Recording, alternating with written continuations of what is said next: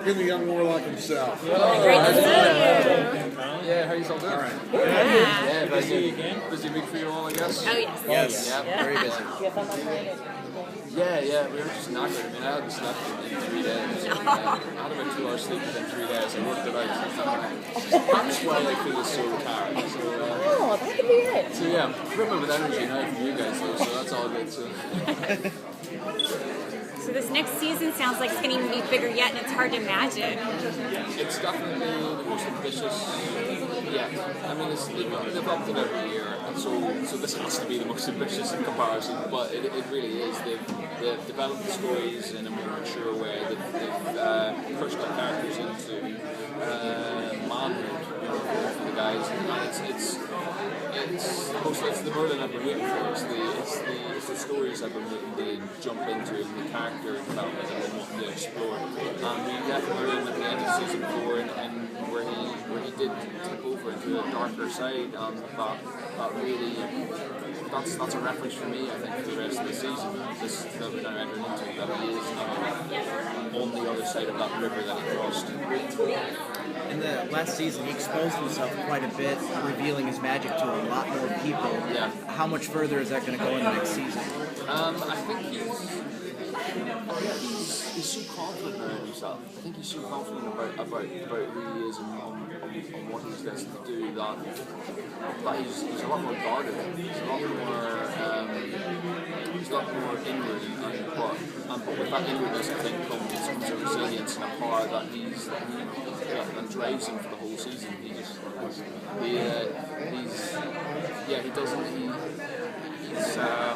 For Arthur in particular, I think, because Arthur's forced to confront magic a lot in this season in ways that could change everything for Merlin and for everyone. And that's really, really friggin' hard for Merlin. That's some of the toughest things. In fact, one of the most important scenes I think there's ever been any season is in this season coming up. I think it is the most important series ever in terms of Merlin's magic. And that was a great thing to play. And it touches on everything that we've explored in the previous seasons in terms of Merlin's darkness and his emotions and his dilemmas and everything. It's all there. So he's not as careless this year, is what you're... He's not as careless. Okay. He's definitely more Because he was pushing the envelope. It was Yeah. like, okay, really? Is Arthur stupid? How does he not know this? Yeah. No, he's more calculated. He is definitely a lot more. He's planning things. A lot of forces are coming directly at him. Okay. Like that, which means he has to come back bigger, and he does. And he is more powerful. He is more, in all respects, mentally, physically, and in terms of his magic and everything, is up to scale. Okay. Do you have any scenes with Mordred this year?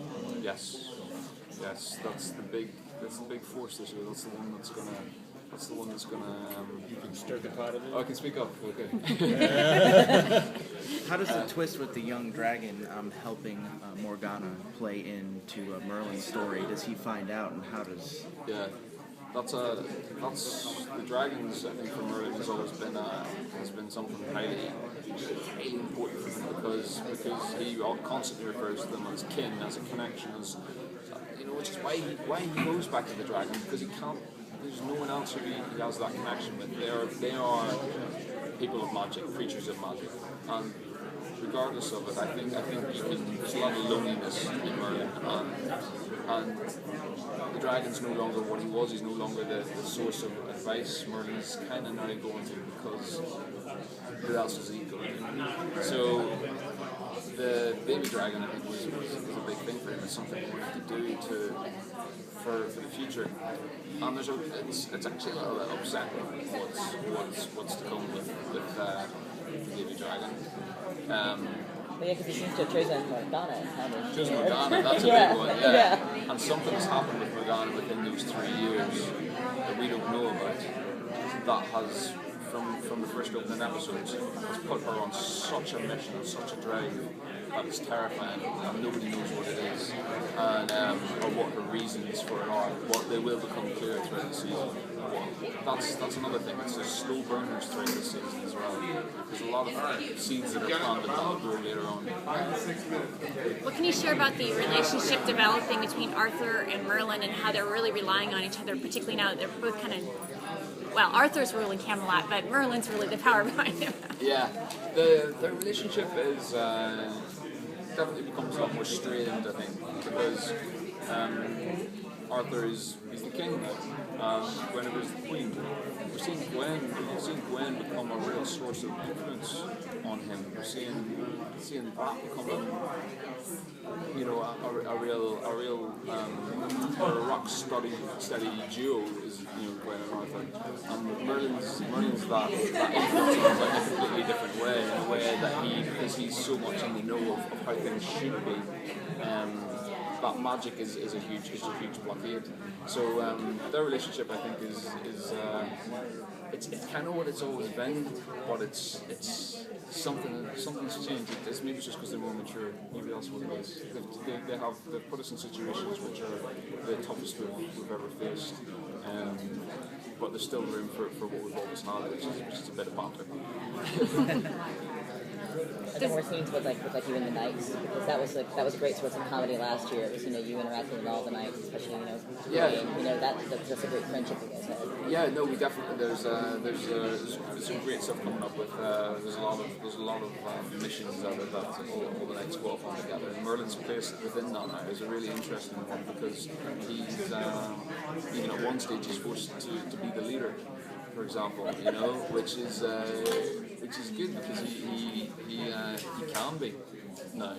He can do it, you know, whereas before maybe he couldn't, or maybe they wouldn't let him. Right. So I think that says a lot about how their relationship is developed, that they actually go, all right, Merlin, go for it. Excellent. Does Merlin's loyalties feel divided between Gwen and Arthur when Arthur goes out into battle and Gwen's left in charge? That's always a big thing. In fact, Gwen totally questions Arthur on it, because Arthur's like, I'm going out on this mission and I'm going to save them. And she's like, why are you going out? You should be like ruling Camelot and be here like a king would do. And she totally calls on her because you know, you would. Kings didn't really do that. But there's something about Arthur that needs to be there and needs to get the glory, needs to get the thing. And that's something Gwen totally pulls him up on. I think their relationship this year is really interesting. That was always going to be a huge intrigue. But there's some stuff coming up, you know, because Gwen and Morgana get some stuff together. That's all I'll say. And then Uther makes an appearance. Is Merlin going to get a chance to interact with Uther? There's a lot of pent up things, obviously, with Merlin regarding Uther. Right. And there is a confrontation. So, is that vague enough? Possibly be more vague if you want. This is stuff, it happens. Yeah. No, they told us that we could say he's coming back, but you know, that's we love that. Yeah. One of the things on the drawing board is a potential movie. How does that sound for you guys? I think it's very, very possible because the direction we're going in now, it's solidified the legends. It's put us in a position now of it's brought us up to date almost to kind of go, right, this is all the legends and now here they are. And that opens up a whole new avenue. That's set us up and we're ready for more, you know, more stuff. Again, we don't know how this season's going to end yet, so that's a conversation how we don't need to never do, but it's very possible. With the popularity of the show, particularly globally, are you prepared to devote another 6 years to this show, hopefully? Yeah, another 6 years. Oh my God. But you know, there's definitely, as I said, once we know how this ends, that's something that, you know, I'm always interested in knowing where your character's going to go. If there's room, if you go, okay, if it ended this season and everything was nicely rounded up in a package, then I go, okay, they're set. That's, you know, producers, BBC, they just wanted to end it there. But if they leave it on a cliffhanger and leave it on more, then that's a conversation I'll be trying to join and say, okay, what are your plans? Where do you want to go with this? And if that's an exciting prospect, I always go with the passion of something, the passion of a project. And if that's there, and yeah. Well, the way he was talking, it sounded like they had some seriously big plans going over a couple seasons more. Oh really? Did they? Okay. More than me. What's up with that? That's brilliant. All done? I think so. One thing, you know, with Merlin, you've already come a long way. It's something I've always also asked Angel, but you've come a long way, and there's still a lot more to go. You know, it's ahead of you. How does it feel just to get to this point? But also know that there's more for you to do in the future. That's what it's all about. I think it's always a growing up tale for Merlin, and you know, being from the boy, and now a whole new chapter's opened up in this season, and as he enters into being the man that he's. That's new prospects for him, because he has gained power, he has gained respect, and still no one really knows who he is. And that's a big dilemma for him, because everything has to be right, everything has to be in place, he's a control freak probably. But yeah, to know there's always more possibilities and endless possibilities, that's a good place to be, because that's where we all are in life at the minute. We don't know what's going to really happen within the next 3 hours. We think we do, but you know, life's full of unexpected possibilities, and that's what this show is all about, I think. Also nicer that the roles are getting more adult too for you guys. Yeah, that's a big thing, because you know the kids who were 12 years old watching this series at the beginning and now they're nearly 18. You know, we have to grow up. You know, it's like the Harry Potter films. You know, All right, last question. progressively more darker as we go on. So that's something we've done as well, and I think the show's better for it. Well, thank you for your time. Thank you very much. Thank you so much. Yeah, all the best.